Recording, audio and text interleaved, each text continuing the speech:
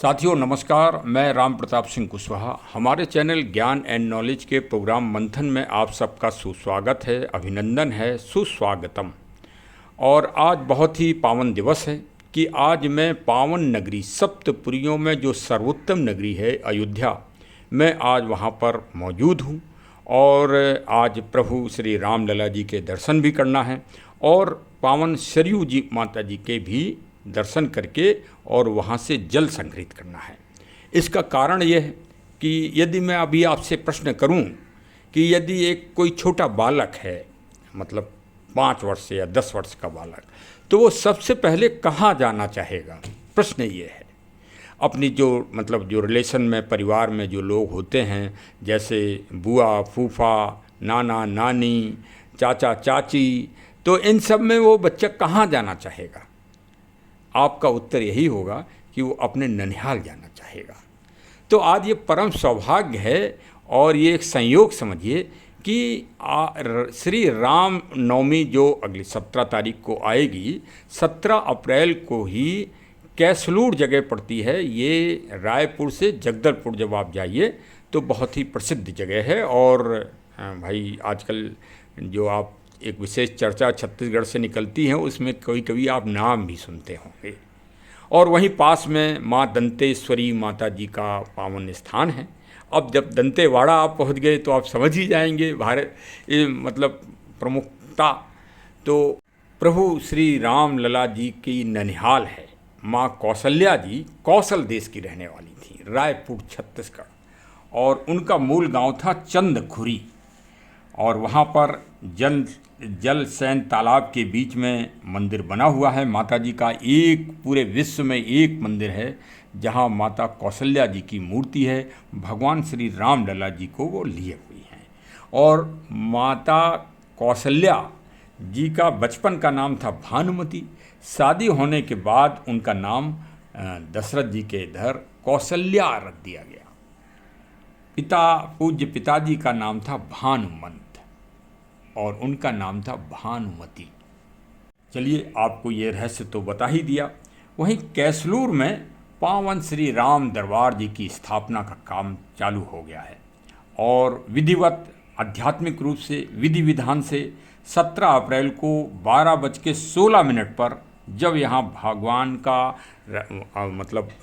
एक तरह से श्रृंगार होगा और बाल जो है जन्म कि यहाँ पर आध्यात्मिक पूजा पाठ होगी अयोध्या में, उसी समय कैसलूर में श्री राम जी के दरबार की स्थापना का आध्यात्मिक विधि विधान प्रारंभ होगा। बड़ी अद्भुत संयोग आप देखिए। और उस संयोग में जो हमको छोटी सी जिम्मेदारी दी गई है वो ये है कि सरयू जी का जल, क्योंकि आप तो जानते हैं कि भगवान प्रभु राम जी सबसे ज़्यादा अगर किसी से खुश होते हैं, किसी क्रिया से, तो सरयू जी के जल से। गंगा जल से उतना खुश नहीं होते जितना सरयू माता जी के जल से खुश होते हैं। आपको ये रहस्य भी आज हम बता दें तो सरयू जी का जल जाना है। और साथ में श्री पावन राम जन्मभूमि, जो राम जी जहाँ पैदा हुए, जन्मभूमि के रज कण जाना है, जिससे वहाँ भी भगवान का अंश पहुँच जाए। तो आज इस कार्य को मुझे करना है। तो पहले चलिए आपको सर्वप्रथम भाई, एक अयोध्या जब भी कोई भक्त आए तो सबसे पहले सरयू माता जी के दर्शन करें। जरूरी नहीं कि आप स्नान करें।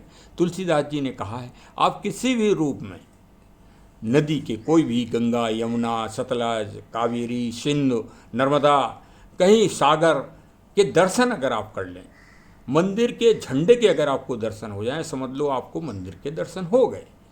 तो चलिए आज हम आपको विहंगम रूप से पहले माँ सरयू जी के दर्शन कराते हैं, वहीं से जल संग्रहित करते हैं और ये पावन काम करते हैं। फिर आपको राम श्री अयोध्या का देशाटन कराते हुए, भ्रमण कराते हुए और रमणीक स्थान दिखाते हुए आपको सीधे राम जन्मभूमि ले चलते हैं और वहाँ पर रजकण भी संग्रहित किए जाएंगे। सबसे पहले सरयू जी के स्थान पर चलते हैं। चलिए, अब आप आ गए हैं सरयू जी के किनारे और यहाँ भी आप पावन दर्शन कर लीजिए। सरयू जी के विहंगम दर्शन, मनोरम आपको दर्शन हो रहे हैं।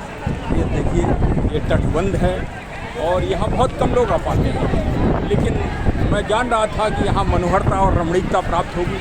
तो चलिए आपको इसे बहुत सुंदर आपको पावन दर्शन कराए जाएं।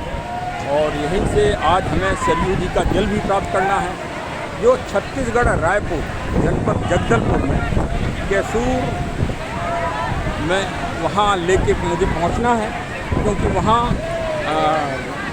राम मंदिर जी की स्थापना पूरे दरबार के साथ होती है। तो यहीं से आज हम अभी जल लेंगे पावन सरयू जी का। श्री बाल मुकुंद जी संत जी थे जो कहते थे कि दुनिया जाने पानी, लेकिन सरयू जी में बहे अमृत धारा है। ये दूध नहीं, दूध से भी ऊपर अमृत की धारा ये अविरल रूप से बहती है और बहुत ही स्वच्छ और निर्मल जल है। अभी भी मिनरल वाटर से भी अधिक स्वच्छ और पवित्रता में तो अब इसका वर्णन नहीं किया सकता। हमारे वेदों ने, शास्त्रों ने इसकी भूरी भूरी प्रशंसा की है। ये देखिए पूरा घाट है, ये सब आपको मैं दिखा रहा हूँ। कुछ आंधी टाइप भी चल रहा है, धुंध भी चल रहा है।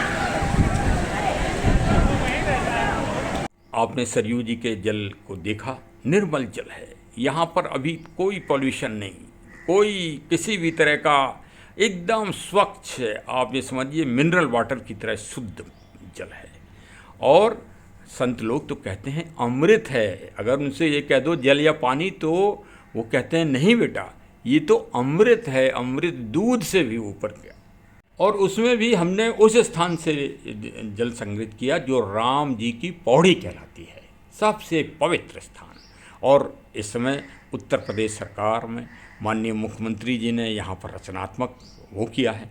और देखिए आप कितना प्रवाह है, अच्छा हो रहा है, साफ सुथरा एकदम पूरा अयोध्या इस समय डला हुआ है। भक्तों की अपार भीड़ है और वर्तमान में समय में सरकार और प्रशासन की बहुत अच्छी व्यवस्था है।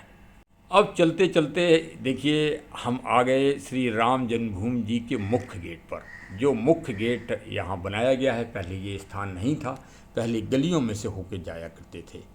श्री हनुमान गढ़ी से होते हुए दशरथ महल से एक गली, पतली पतली गलियाँ जाया करती थीं। अब ये बहुत अच्छा, ये पुराना जो बस अड्डा अगर आप लोगों ने कभी देखा हो, सुग्रीव किला के सामने, ये वहाँ मुख्य स्थान है। और देखिए अपार जनसमूह है यहाँ पर, हमेशा रहता है इतनी भीड़। चलिए अब चलते चलते आ गए हैं पावन अयोध्या भूमि में श्री राम जन्मभूमि न्यास परिक्षेत्र का जो मुख्य गेट है, वहाँ पर अब आ गए हैं। और ये देखिए भीड़, भीड़ क्या, भक्तों का सैलाब है। ये भक्त ही भक्त चारों तरफ दिखाई दे रहे हैं। तो ये है साहब आज की स्थिति। आज दिनांक 1 अप्रैल 2024 की ये स्थिति है। ये आप देखिए, ये सामने बिरला मंदिर है, बिरला धर्मशाला, यहाँ भी कुछ निर्माण चल रहा है। हर जगह निर्माण की गति आपको देखने को मिलेगी। ये पुराना बस अड्डा है। और आज हम आपको ये भी बताएंगे कि जो पावन गर्भगृह पर जो भगवान विराजमान हुए हैं, वो जैसे कई लोग प्रश्न कर देते हैं कि नहीं, मूल स्थान नहीं है, कुछ परिवर्तन हो गया है। तो आज हम ज्योग्राफिकल रूप से आपको बताएंगे कि थोड़ा बहुत हटके बना है कि वही मूल जगह पर बना है। ये भी एक विचारणीय प्रश्न होगा। तो आज हमारा ब्लॉग पूरा देखिए और सब्सक्राइब भी कर लीजिए साहब, इस आनंद के लिए। ये आनंद आपको और कहीं मिलेगा नहीं। ये देखिए सामने ये रोजगार ही रोजगार दिखाई दे रहा है। ये सब रोजगार हैं। घंटी वो कोई दे रहा है, कोई कुछ, कोई मूर्तियाँ अपना सेल कर रहा है। बहुत बड़ी मार्केटिंग क्षेत्र हो गया है। ये देखिए चारों तरफ एकदम मेला लगा है। ये मेला चलता है रात में 10 बजे तक इसी प्रकार। ये देखिए श्री राम जन्मभूमि तीर्थ क्षेत्र का बोर्ड लगा है, साथ में हनुमान गढ़ी जी का भी बोर्ड लगा है। ये सिटी बस चल रही हैं, ये पूरी खचाखच भर के चलती है। ये देखिए अब मुख्य गेट के सामने हम बिल्कुल खड़े हैं। सामने सुग्रीव किला है, अति प्राचीन ऐतिहासिक, और ये यहाँ से एंट्रेंस है। ये तो आ जाइए साहब, अयोध्या पावन धाम का आनंद आप भी ले लीजिए। अब बढ़ रहे हैं हनुमान गढ़ी जी के लिए और सरयू माता जी के लिए। ये पूरा जन सैलाब उसी तरफ जा रहा है। ये आप ये समझिए, ये पूरे 3 किलोमीटर का मार्ग है। ये इसी तरह खचाखच भरा रहता है। ये सुबह 4 बजे से प्रारंभ हो जाता है मामला और रात में 10-11 बजे तक यथावत चलता है। इसमें बच्चे, वृद्ध और पुलिस तंत्र पूरी तरह सक्रिय रहता है। ये चलने के लिए जगह नहीं मिलती है। ये आप ये समझिए, मोटरसाइकिल वाले वाहनों को भी बड़ी सावधानी से यहाँ निकलना पड़ता है। अब धूप का भी प्रभाव यहाँ बढ़ता जा रहा है, टेम्परेचर काफ़ी गर्म हो रहा है। और अब ये देखिए, श्री हनुमानगढ़ी जी का प्राचीर आपको दिखाई पड़ रहा है, क्योंकि काफ़ी ऊंचाई पर है हनुमानगढ़ी। पूरे अयोध्या से इनका जो प्राचीर दुर्ग का वो है झंडा, वो दिखाई पड़ता है। और घंटा भी श्री हनुमानगढ़ी जी का पूरे अयोध्या में सुनाई पड़ता है। ये आज की स्थिति है श्री हनुमानगढ़ी जी के सामने की। यहाँ तिल रखने के लिए जगह नहीं है। दर्शन के लिए कम से कम 2 घंटे इंतज़ार लाइन में। तो चलिए भाई, अब हनुमान जी से के दर्शन तो आज करना ही करना है और सबका निवेदन भी करना है। तो सामने ही तो प्राचीर में दर्शन करें। प्राचीर के करुणा निधान प्रभु श्री राम जी की जय जयकार हो रही है चारों तरफ और आनंद ही आनंद बरस रहा है। चलिए आप भी पहुँचिए। ये प्रोग्राम 17 अप्रैल से लेके और 21 तारीख तक लगातार चलेगा। श्री रामचरितमानस और सुंदरकांड का पाठ होगा और जो वहाँ पर मतलब आचार्य जी हैं वो भी बहुत ही योग्य हैं। आचार्य श्री पवन मिश्रा जी के द्वारा और उनकी पूरी टीम के द्वारा ये बहुत अच्छा आयोजन विधि विधान से किया जा रहा है। मुक्ति और रेणु चौहान ने पूरे समस्त ग्रामवासियों को, क्षेत्र के पूरे छत्तीसगढ़ के लोगों को सादर आमंत्रित किया है। आप भी हर्षोल्लास के साथ पहुँचिए और प्रभु की जय जय सीताराम बोलिए।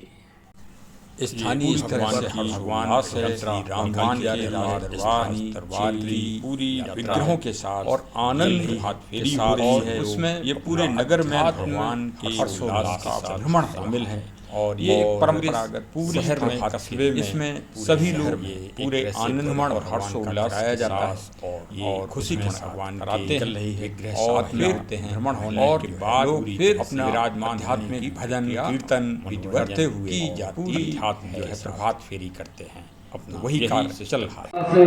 सहितम ब्राह्मण पूजनम अभिषेकम आरार्तिक्यादिकं चमहं सत्रोदसः सरस्वती दुपन्यदासो देशे भवसरित पंचामृतस्नार्यं समर्पयामि भगवते श्रीरामभद्राय नमः। सर्वेभ्यो देवेभ्यो नमः। साम्ब सदा समर्पयामि।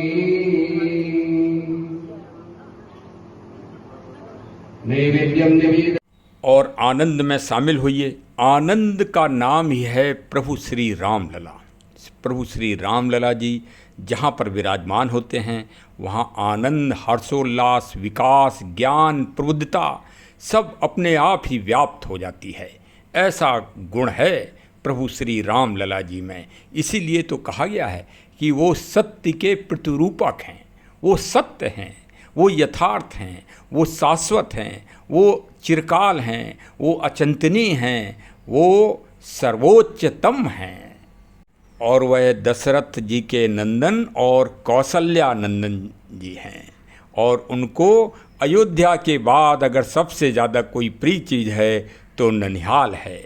और ननिहाल महाकौशल, जहाँ पर माँ दंतेश्वरी जी शक्तिपीठ की स्थापना है। आप जब वहाँ पहुँचें अगर उत्तर प्रदेश और मध्य प्रदेश तथा अन्य स्थानों से, तो आप माँ दंतेश्वरी जी के शक्तिपीठ के भी दर्शन करें तो आपके एक पंथ 2 काज भी हो जाएंगे। और शंखनी और डंकनी जो पावन नदियाँ हैं उनके भी विहंगम दर्शन करिए, इंद्रावती जी के भी दर्शन करिए। और अरंड देखिए, अरंड अगर आपको कहीं देखना है तो पूरी कैसलूर की घाटी और आसपास दंतेवाड़ा क्षेत्र में अभी भी आप पुराने से पुराने जंगलों को देखिए जहाँ वन गमन की यात्रा प्रभु श्री राम जी ने की है। और अरण्य संस्कृति को अरण्य संस्कृति मतलब आप पूरी दुनिया में अगर देखें तो अरण्य संस्कृति, अरण्य ज्ञान, अरण्य की प्रभुता आपको सिर्फ भारतवर्ष में ही देखने को मिलेगी।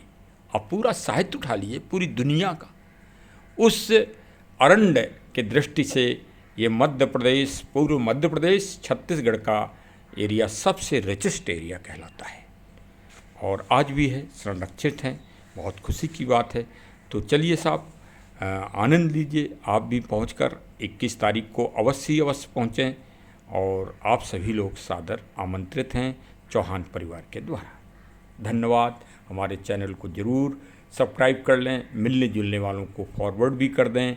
और अयोध्या में एक कहावत है कि भगवान प्रभु श्री राम लला जी से जब उनके भक्तों ने, सुग्रीव, अंगद और जामवंत जी ने पूछा कि साहब हम राज्यारोहण हो गया भगवान जी का अयोध्या में, तो उन्होंने पूछा कि हम किस तरह से खुश रहें। ये प्रश्न किया सभी भक्तों ने, सभी जो उनकी टीम थी रामादिल की, उन्होंने प्रश्न किया कि हम कैसे खुश रहें। तो भगवान ने ये बात कही। आप कभी भी दशरथ महल जाइए तो दशरथ महल में श्री रामचरितमानस की ये चौपाई बहुत ही मुख्य गेट पर लिखी है। देखिए, श्री रामचरितमानस जी मेरे सामने है, लिखा है, अब ग्रह जाव सखा सब, भजहु मोह द्रह नेम, सदा सर्वगत सर्वहित, जान करहु अति प्रेम। हे बाल सखागण, अब सब लोग अपने अपने घर जाओ, वहाँ दृढ़ नियम से मुझे भजते रहना, मतलब मेरा भजन करना, मुझे सदा सर्वव्यापक और सबका हित करने वाला जानकर अत्यंत प्रेम करना, मतलब स्मरण करते रहना। तो चलिए, अब मैंने भाई अयोध्या जी को, पावन धाम को और कैसलूर को जोड़ दिया है। अब आप लोग भी अयोध्या को इसी बहाने याद करते रहना और जब मन हो तब श्री राम लला जी के दर्शन करने अवश्य आना। बहुत बहुत धन्यवाद। जय हिंद, जय हिंद, जय हिंद।